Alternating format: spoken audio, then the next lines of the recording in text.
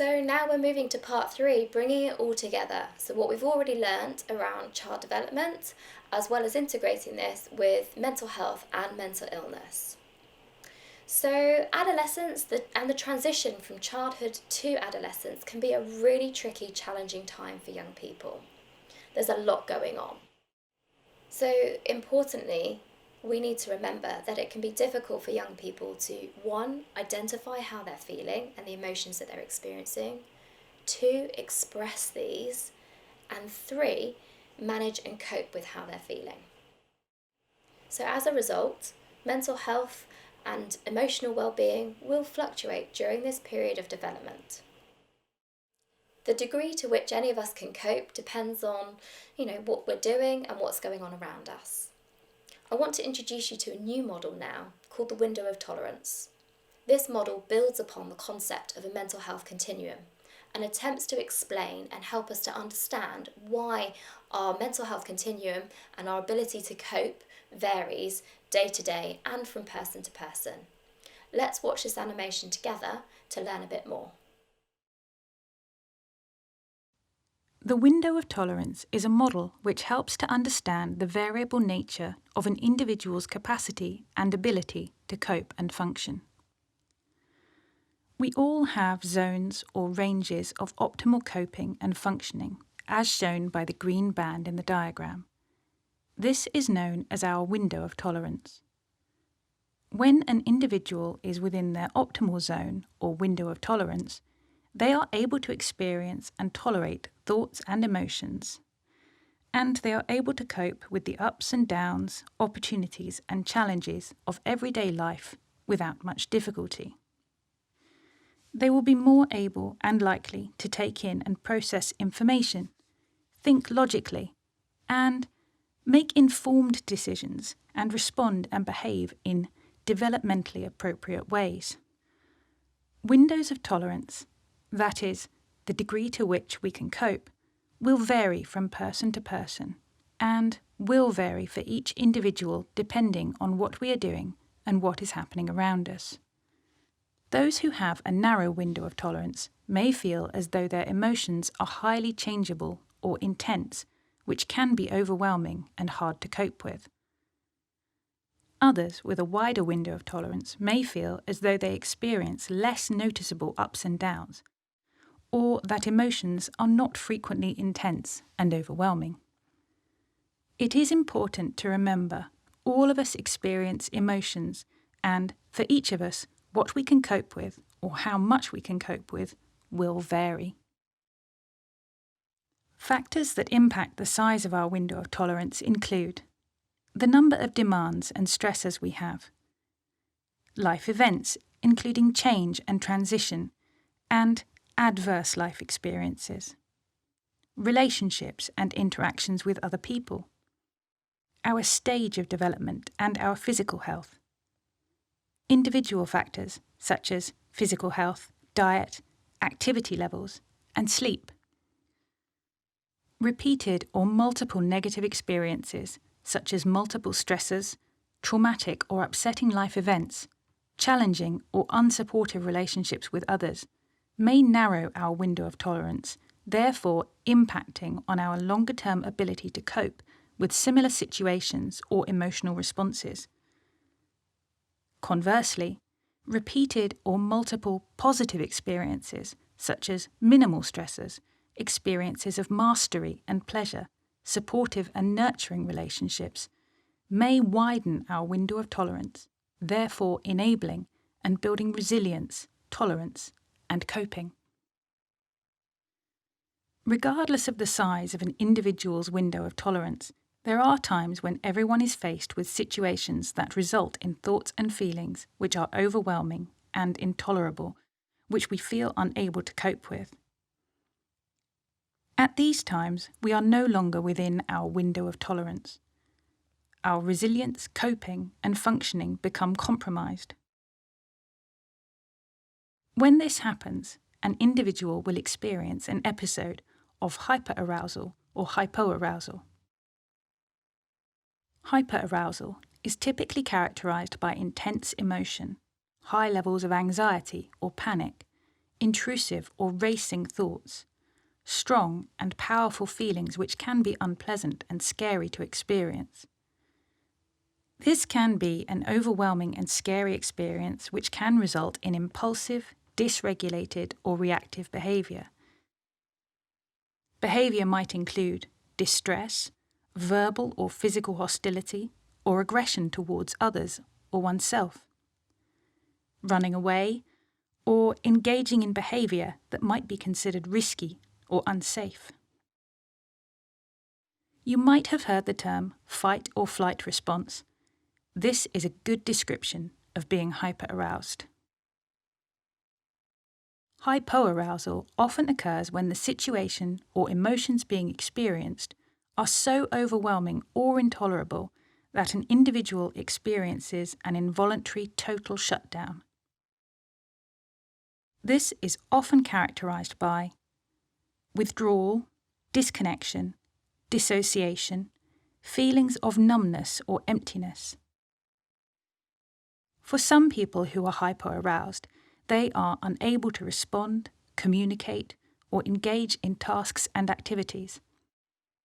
Others may go into autopilot mode, so from the outside it may appear as though they are functioning and okay, but emotionally and psychologically they are checked out. You might have heard the term freeze response. This is a good description of being hypoaroused. In either of these hyper or hypoaroused states, an individual may become unable to process information. Parts of the brain that deal with problem solving, decision making, and emotional coping shut down. This is why it is so hard to cope. A person may appear in crisis or may behave out of character when they are out of their window of tolerance. Everyone is capable of experiencing both states of hyper and hypoarousal, although usually people will experience one state more than the other. It can be hard for some people to know what the triggers are for becoming overwhelmed and out of their window of tolerance, or knowing the differences between the triggers that will result in a hyper or hypoarousal state. The other important consideration when thinking about individuals, their window of tolerance, and what happens when they are out of their window of tolerance and not coping, is how long it can take and the factors that can help someone manage their level of arousal in order to come back into their window of tolerance and zone of optimal coping and functioning. Again, this is unique to each individual in respect to how long it can take and what the helpful factors are. This will be covered in the What Helps section of this e-learning workshop. So now we've thought about the window of tolerance, let's think about mental illness. How do we know when to worry? What should we be looking out for? The next few slides are going to consider exactly that, and we've broken it down into a traffic light system. So green are the difficulties that are experienced by every single person universally. Amber are difficulties that might indicate that a person's struggling with their mental health and that they might need some more support. And red are difficulties that are indicative that a young person or any person may be experiencing a mental health illness or condition, and that they may need some targeted and specific help and support to manage the difficulties that they're experiencing. So first, let's consider difficulties that every young person experiences from time to time. These are not signs or indicative that a young person is experiencing a mental health difficulty. So difficulties or worries are often situation specific. So for example, feeling anxious about going to school or worrying about a piece of homework. The difficulties tend to last a very short period of time. There is often little or no impact on functioning, so a young person may still be able to go to school, see their friends, spend time with family, or engage in leisure activities. There is often little or no impact on physical or emotional well-being. And difficulties are typical and in line with adolescence. So most children and young people will experience these worries and difficulties at some point. For example, being worried about going to bed, being scared of the dark, worrying about what people might think of them, speaking in public, those kinds of worries. Let's consider the next level of difficulties, which are indicated in the amber text. These are indicative that a young person may be struggling with their mental health, but are not necessarily suggestive that a young person is experiencing a mental health difficulty. So these difficulties are common, and they may cause more distress than would be expected, or that are out of character for the young person. The level of distress experienced may feel out of context to the situation, the event, or the incident. Episodes of worry or sadness, anger, guilt, or shame may be more frequent or last longer than anticipated or expected. There may be some impact on functioning, which has lasted a few weeks, such as their ability to go to school or concentrate on homework or in lessons, their enjoyment with friends, or their engagement with hobbies and interests. Difficulties may be experienced in one or more environments, so for example at home as well as at school. Let's consider the third level of difficulties, which are written out in the red text below. And these indicate that a young person may be experiencing a mental health illness or a mental health condition. Difficulties are often severe and enduring, so difficulties have lasted longer than several weeks, or complex, so there may be multiple difficulties being experienced at the same time. Significant distress to the young person and or family and the network around the young person may be being experienced. There may also be significant disruption to daily life and functioning, so their ability to go to school, play with friends, engage in hobbies and activities. And generally, we would notice that these difficulties impact on functioning in more than one area of their life. A young person may present as a risk to themselves or to other people. There may be signs that a young person is becoming physically compromised, so becoming physically unwell.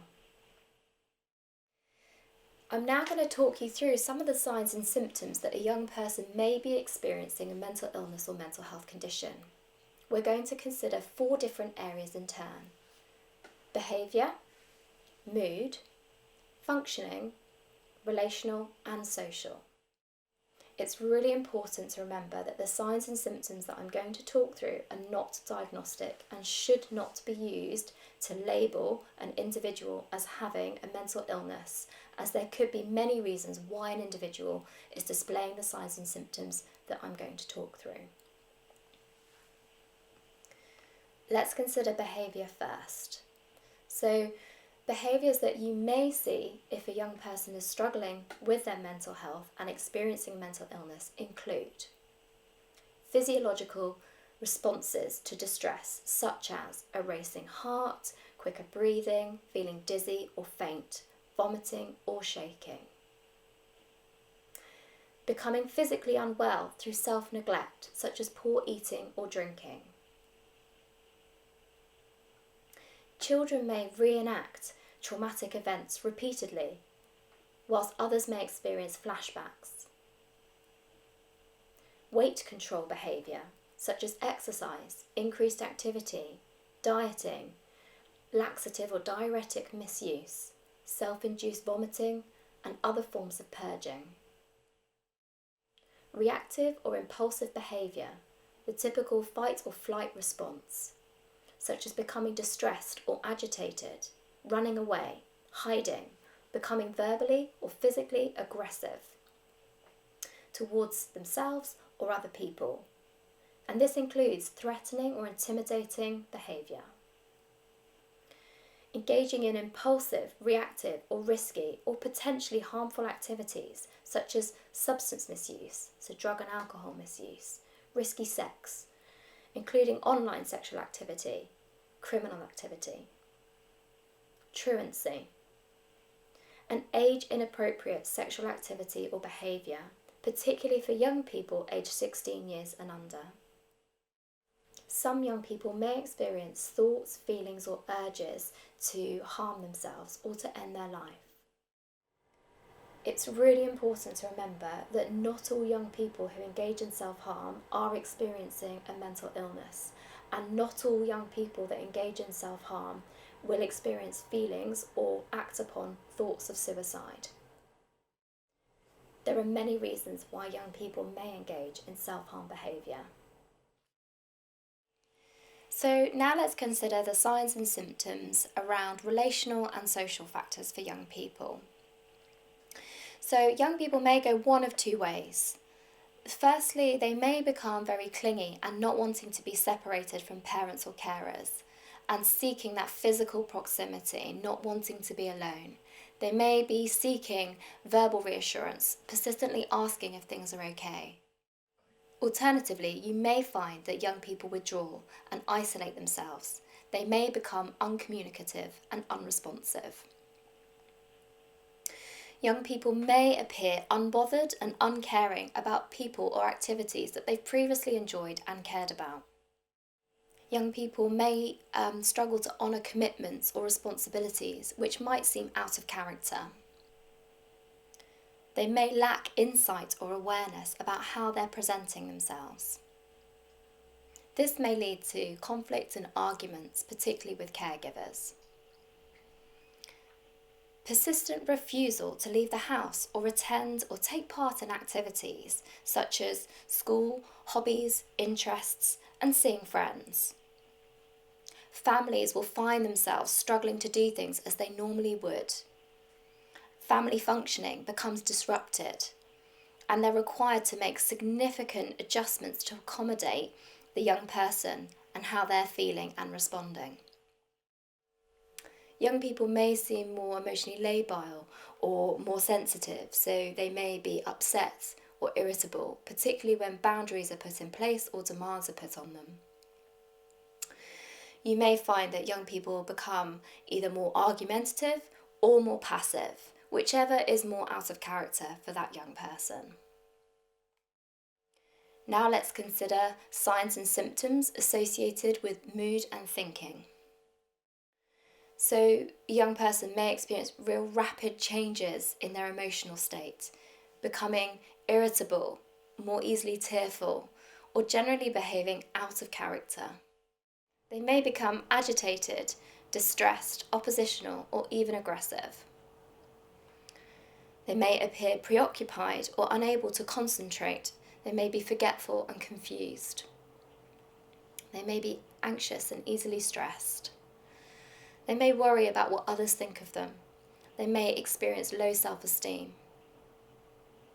There may be loss of interest, poor motivation, and low energy. Young people may become demanding and want things to be done in particular ways, and this includes people doing things for them.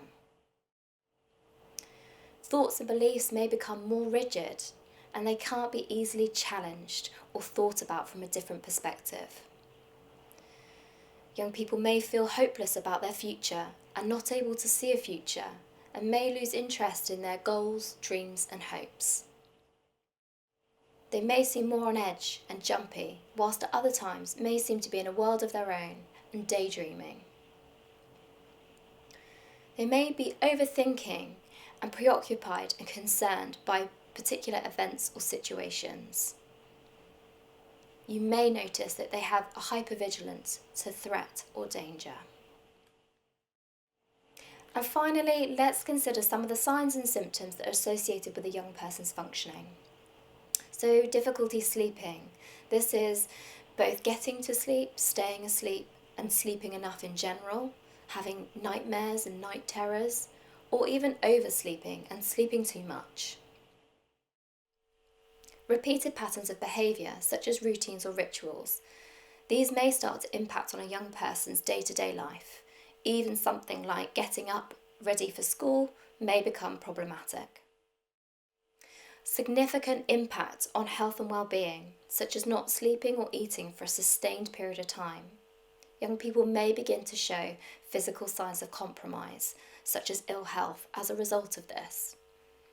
Poor personal hygiene, so not washing or changing clothes regularly. Poor memory or recall, as well as periods of confusion or feeling spaced out. Young people may report things not feeling real. This can have an impact on concentration and ability to function at school or college. Refusal to leave the house or take part in activities such as school or hobbies and interests, seeing friends. Some young people may struggle or become inconsistent in managing existing health conditions such as medication or physiotherapy compliance. And some young people may not attend or engage with school or college. So we've considered many factors that may impact on a young person's mental health, including risk factors for mental illness and a mental health condition, and we've looked at the signs and symptoms that a young person may have a mental illness. But there are also factors that can contribute towards positive mental health and emotional well-being. It's really important to have the basics of well-being consistently practiced and in place. Young people may need help with establishing and maintaining these. And these include having a routine, so getting up and going to bed at similar times, being organised and having a plan of what to do and how to do it, good sleep hygiene, eating and drinking regularly. This includes having breakfast every day, engaging in hobbies and interests regularly, making sure there's a balance of activities, a balance between their academic work, social time and rest. These are all equally important. And having short and longer term goals and ambitions, things to strive and work towards. Adult caregivers can support a young person struggling with mental health and make a positive, significant difference. Here are 6 simple steps that you, as an adult, looking after, supporting or working with a young person can take that may be helpful. First of all, ensure that you have support for yourself.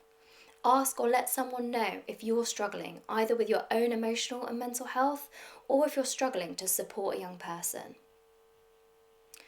Second, role model that you're human. Normalise and validate that we all have thoughts and feelings, and we all experience difficulties and struggle with our mental and emotional health from time to time, and that our emotions can be strong and overwhelming. 3, share information.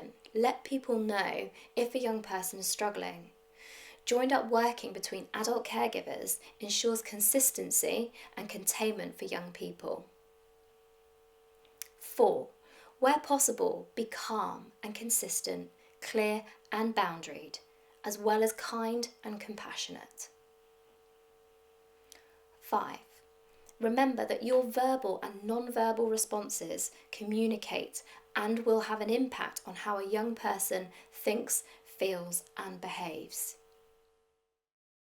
And finally, spend time with that young person. Not only will it be invaluable to you in helping to better understand them and what they're going through, but you'll also gain their trust and help them to identify and express what they're thinking and feeling. There are also many services and agencies which provide information, support, advice and guidance to young people themselves, parents and carers, and professionals who work with, support young people. You may wish to consult with the Hampshire Safeguarding Children's Partnership Thresholds Chart, which outlines different types and levels of support available. The link is in the text below. It's also really important that adults who are working with or supporting a young person contribute towards ensuring that the Maslow hierarchy of needs are met. That includes the physiological needs, so food, warmth and shelter, their safety and security needs, and their psychological needs, so the belongingness and esteem needs. The 5 languages of love model can help adults to provide individual nurture and care to a young person, which can positively contribute towards having their safety and psychological needs met. Now we're going to watch another animation that explains more about this model. The 5 languages of love is a model which describes the way we feel loved and appreciated. We all have preferences for how we give and receive, nurture, care and love. This can be applied to young people and the care and nurture that adults provide. Let's consider each of the 5 different love languages. Examples will be made specifically that are appropriate for young people. 1. Words of affirmation. These are verbal expressions of love, appreciation, and gratitude. Someone who has a strong preference for this love language feels most comfortable saying how they feel about someone else and receiving verbal messages from others. Examples of this love language include giving compliments about effort and attitude, commenting on how much you value and appreciate the individual or your time with them, verbalizing that you care about their happiness and well-being. Someone who is tuned into and values verbal communication may, however, find negative, critical words or insults very hurtful and upsetting, and take longer to forgive. Physical touch. People who prefer the love language of physical touch feel most connected to others through different forms of physical contact, such as hugs, holding hands, or a touch on the shoulder, as well as sitting or being in close proximity to one another. It is important to seek permission to touch another person, and in some professional job roles, this is not appropriate. It is important that young people understand touching rules and boundaries to protect themselves and others, and to understand that just because you may not be allowed to hug them, that does not mean you do not care about their happiness or well-being. 3. Receiving gifts. People feel loved and cared for when others provide thoughtful or meaningful gifts or tokens, as this symbolises that the person has held you in mind and is making a visible gesture to communicate how they feel. Those who prefer this love language will feel more comfortable buying or making gifts to show they care, rather than verbalising or communicating their feelings via the other love languages. If a young person gives you a gift or token, it is important to express gratitude. 4. Quality time. This love language is about uninterrupted, undivided attention and one-on-one time with another person. If you are engaging in an activity with a young person or are having a discussion with them, it is important to minimise or eliminate distractions such as phones, other people interrupting, time being rushed or insufficient for the activity or discussion. For younger children, this might mean playing a game or reading a book together. It is important to try not to cancel plans or allow interruptions. Try to engage meaningfully, as someone attuned to this love language will notice if you are distracted, preoccupied, or disinterested, which will be experienced as rejecting and hurtful. 5. Acts of service. This love language is all about the phrase, "actions speak louder than words," and refers to an individual offering to help or do things knowing it will make another person happy or make their life easier in some way. This includes offering to help problem solve or doing things together and volunteering to take on responsibilities, actions which require time, thought, and effort. It is important, if an individual's love language preference is acts of service, that offers to help are genuine, followed through, and not done begrudgingly or with the expectation of a favour in return.